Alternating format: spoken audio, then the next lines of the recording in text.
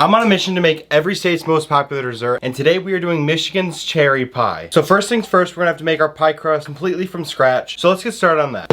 I've actually never had a cherry pie before that I enjoyed, but then again, I haven't made one for myself. So let's see if I can impress my own taste buds. This better be good because today I was feeling a little extra fancy and decided to make the pie crust completely from scratch, which I may or may not have done before because typically I use a pre-made store-bought pie crust from like Pillsbury. So let's see how making the pie crust from scratch impacts the overall flavor of the pie. Oh, and when you're cooling your pie crust in the fridge, make sure when you're wrapping it in saran wrap to give it a name. It gives it some personality. So now it's time to make the cherry pie filling, and it's going to take 5 to 6 cups of fresh pitted cherries. And I didn't record any of the pitting process because I think that would have been the most boring thing for you guys to watch, so I just had to do it in silence alone. So the pie crust has been resting in the fridge for a little over 2 hours, so now we're going to take it out, split it in half, and roll it out and put it in your pie pan. It's going to go on in the freezer for 30 to 45 minutes before we blind bake it. When blind baking, you're going to want to use some sort of pie weight, and this time I use beans to do that, but you can use like sugar or actual pie weights to weigh down the parchment paper when blind baking. Okay, so now the bottom pie crust is fully blind baked.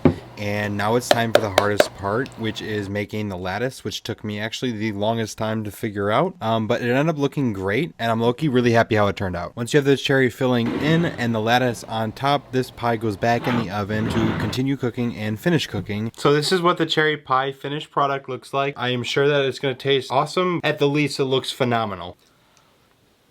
Overall, the cherry pie is really, really good. It's not my personal, like, top favorite pie ever, but it's definitely good, and I'm glad I got to make it for myself. And I'm happy I can share this recipe with you guys. The entire recipe for this beautiful cherry pie will be down in the description below, so try it yourself and let me know down in the comments as well how it worked out for you. I'll see you in episode 12 of this series.